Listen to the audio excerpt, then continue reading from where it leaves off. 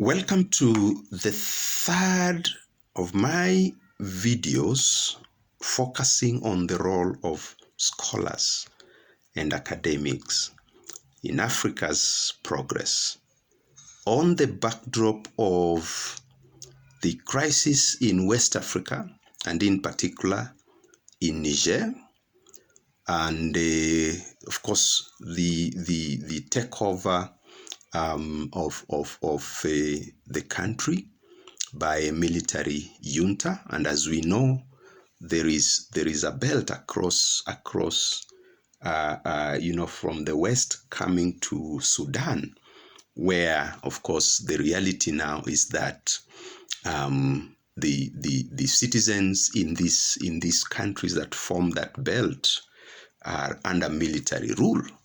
And we have seen that the citizens of Niger have celebrated the takeover of power by the military. And we have said a lot already in terms of that theater of conflict, what is going on there, and so on and so forth. Today, our focus is to look at the role of scholars on that, based on what is going on currently. The question we are asking ourselves is, what is the role of scholars? Where are they? Are they telling us anything about Niger?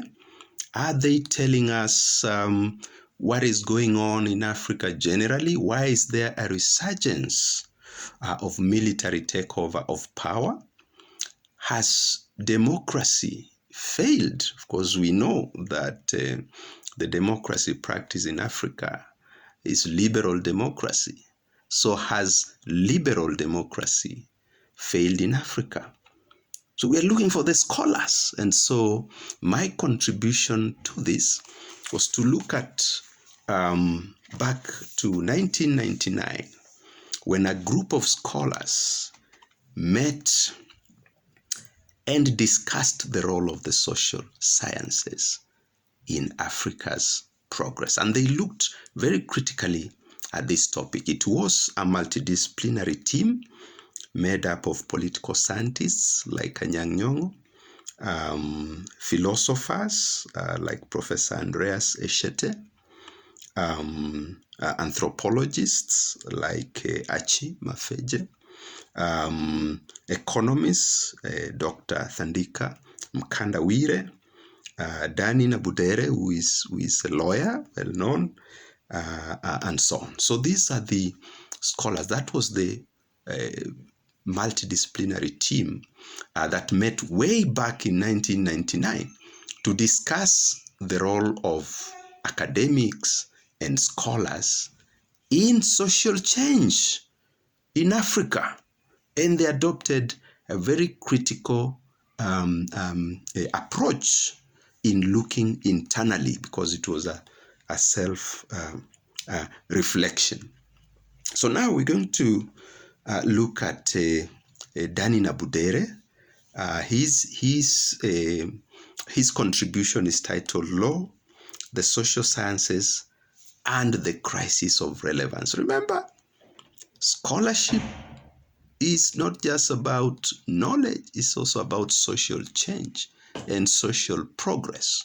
And so these scholars were reflecting on the contribution that their specific disciplines have made to that progress at a time when, of course, African states, African countries were still going through many crises with structural adjustment programs, with the Washington Consensus, with neoliberal policies, and so on and so forth.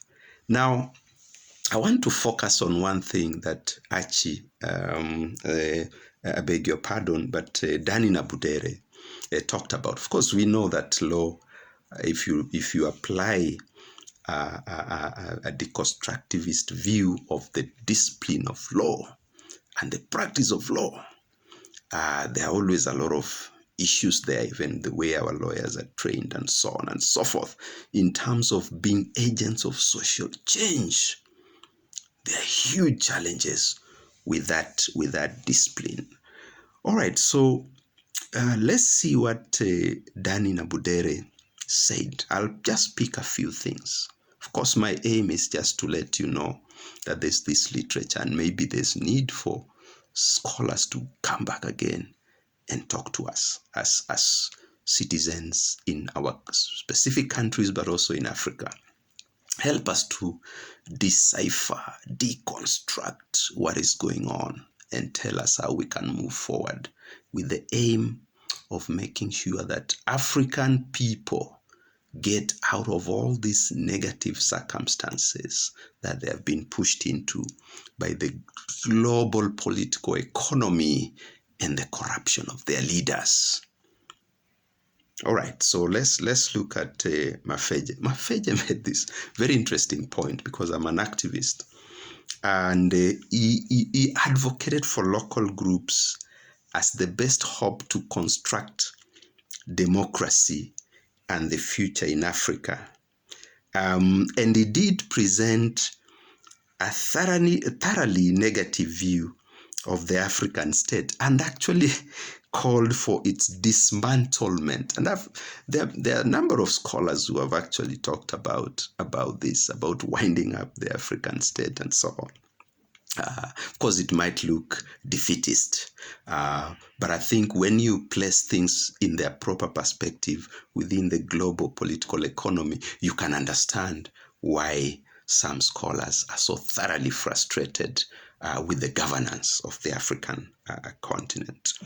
And he did point out that the colonial state had been a disaster politically, economically, and socially. And in the circumstances, neither development nor democracy has been achieved. Now, we are talking about the situation in Niger.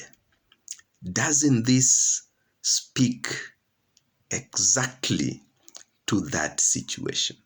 So the failures of governance, which then may be prompting people to welcome military rule, which you can see as a paradox, because military rulers are men and women of guns. So when you see people protesting in favor of a military takeover, as a social scientist, you must scratch your head and ask yourself, what is going on here? All right. So is it a reaction to all these failures that they have seen? Niger is still the poorest country in the world, even with all its resources, even with the big powers mining uranium in that country. The people are that poor. We cannot run away from that. We cannot run away from that fact. So we understand what Nabudere, the lawyer, is saying. And he thinks that village communities can be a better basis for democracy.